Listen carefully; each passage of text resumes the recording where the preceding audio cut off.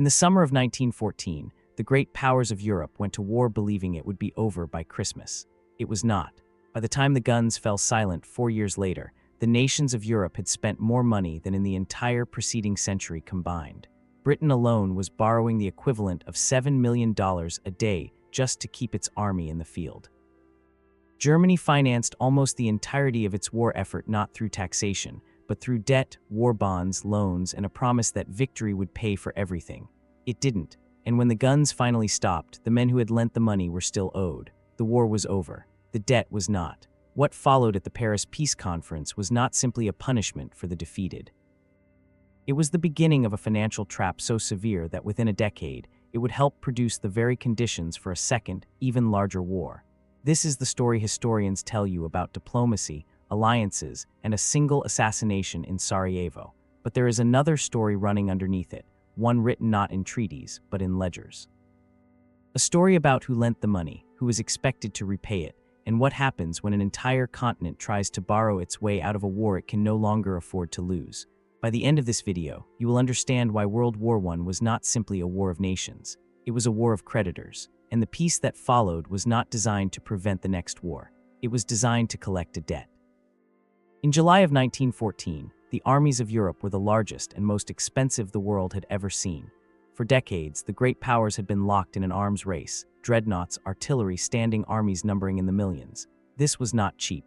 By 1914, military spending across Europe had already stretched national budgets close to their limits, even in peacetime. There is a detail worth pausing on here, one that rarely makes it into the standard telling. Just 1 year before the war began, in 1913, the United States had established its own central bank, the Federal Reserve, a financial institution that would, almost by accident of timing, find itself perfectly positioned to become the clearinghouse for the greatest borrowing spree in human history. No one designed it this way. But the machinery for financing a war of unprecedented scale had been assembled just before the war that would require it.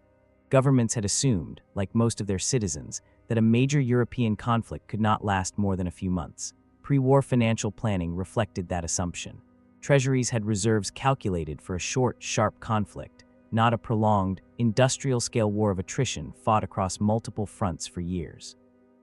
When it became clear the war would not end quickly, every major power faced the same problem at almost the same time. How do you pay for a war you did not budget for, without provoking the kind of public anger that comes from raising taxes on a population already sending its sons to the front? The answer, in almost every case, was the same. Borrow now, ask questions later. Britain turned to war bonds, and later to its financial partners across the Atlantic. The first war loan, floated in November of 1914, raised believers among the public with patriotic appeals, but subsequent loans required increasingly generous interest rates to attract buyers as the war dragged on and the true scale of the borrowing became apparent. France did the same, its treasury increasingly reliant on foreign loans as the war stretched into its second and third year. Its own domestic bond drives supplemented by direct borrowing from London and, eventually, from Washington. Germany, cut off from many of the international credit markets available to the Allies by the British naval blockade, turned inward, issuing a series of war loans, 9 in total, urging its citizens to lend their savings to the state in patriotic duty, with the implicit promise that a victorious Germany would repay every mark with interest, likely from the pockets of the defeated. That promise mattered more than most people realize. Germany's domestic war bonds were not backed by increased taxation. Unlike Britain, which raised a meaningful, if still insufficient, portion of its war revenue through direct taxes, Germany's wartime government resisted major tax increases for fear of undermining public morale. Instead, its war bonds were backed almost entirely by the expectation of victory, and specifically, the expectation that the defeated enemy would be made to pay Germany's war debts through reparations of its own. It was, in effect, a bet. An enormous, nation-sized bet that the war would be won, and that someone else would eventually settle the bill.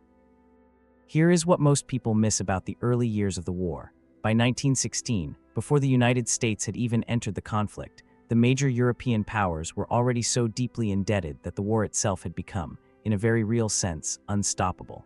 Too much had already been borrowed. Too many bonds had already been sold to a public that expected repayment. Stopping the war early, before a decisive victory, would have meant defaulting not just to foreign creditors, but to millions of ordinary citizens who had lent their own savings to their governments.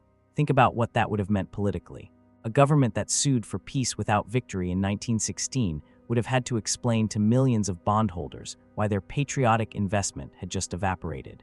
No government in Europe was prepared to make that admission.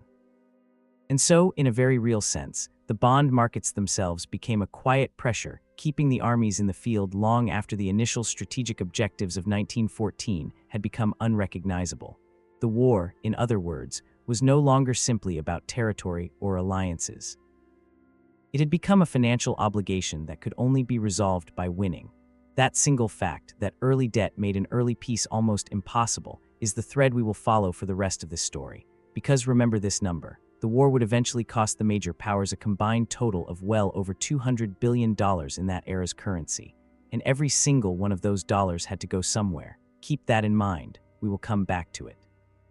If governments were going to borrow at this scale, they needed someone to manage it. Someone to sell the bonds, arrange the loans, and move the money across borders and oceans. That role fell, more than any other institution, to a single private banking house, J.P. Morgan and Company. In January of 1915, the Bank of England and the French government appointed J.P. Morgan and Company as the sole purchasing agent for war supplies bought in the United States, and shortly after, as the principal underwriter for Allied war loans raised on American markets. This was not a minor administrative appointment. It placed one private banking firm at the center of the financial pipeline, keeping Britain and France in the war. Morgan's firm helped arrange and underwrite over $2 billion in loans to the Allied powers during the period before America's formal entry into the war, an almost unthinkable sum for the time, arranged by a private institution rather than a government treasury. The firm took commissions on the purchases it arranged and fees on the loans it floated. War, for the bank managing its financing, was extraordinarily profitable business. This is not a conspiracy. It is simply how the financial architecture of the war was built. Someone had to convert British and French government promises into dollars American investors would buy. Someone had to manage the flow of gold, credit, and material across the Atlantic. J.P. Morgan and Company did exactly that, and in doing so, tied the financial fate of the United States more closely to an Allied victory than most Americans in 1915 or 1916 understood. Consider what this meant by the time the United States entered the war in April of 1917. American banks, and by extension a great many American investors, had a direct financial stake in an Allied victory, not because of ideology, but because a German victory would have rendered a substantial portion of Allied war debt to American lenders effectively worthless. The line between financial interest and foreign policy had become, by 1917, difficult to draw with any precision. Meanwhile, on the other side of the ledger, the Bank of England was managing its own quiet crisis. To keep the pound stable and maintain Britain's ability to borrow internationally, the bank suspended full convertibility of currency into gold in practice, even while officially maintaining the gold standard in name. Britain's gold reserves were husbanded carefully, in part to reassure American lenders that British credit remained sound. Gold shipments across the Atlantic became a regular, closely watched feature of the war's financial background, each one a signal to markets that Britain could still be trusted to pay what it owed. Germany's central bank, the Reichsbank, faced a starker version of the same dilemma without the same access to outside capital.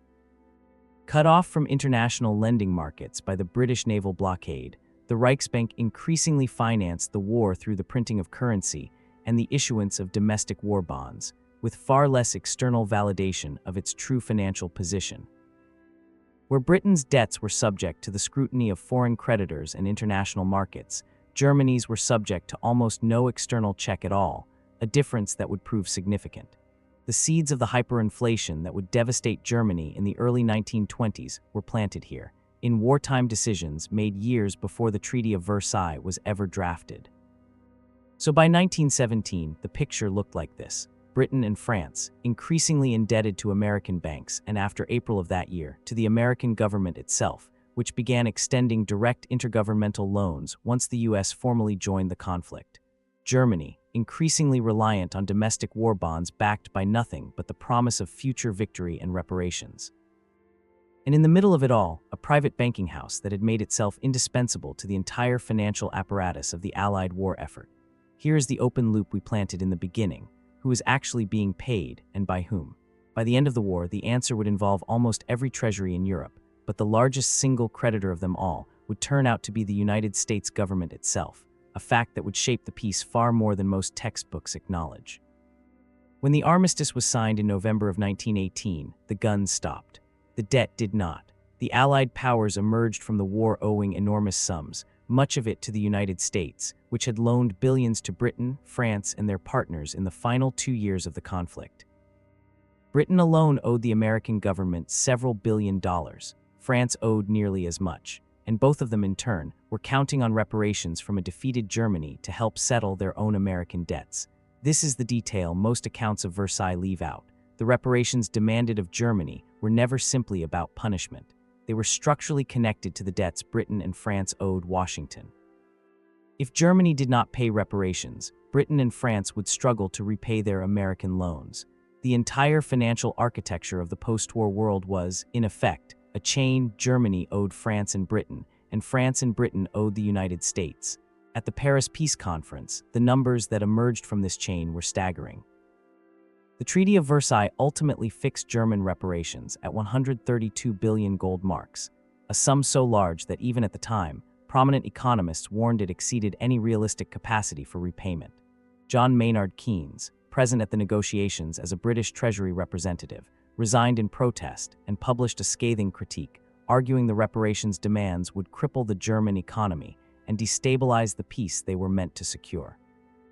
Keynes made an argument that, at the time, was considered almost heretical among the victorious powers, that a peace built on extracting an impossible debt from a defeated nation would not produce stability, but the opposite.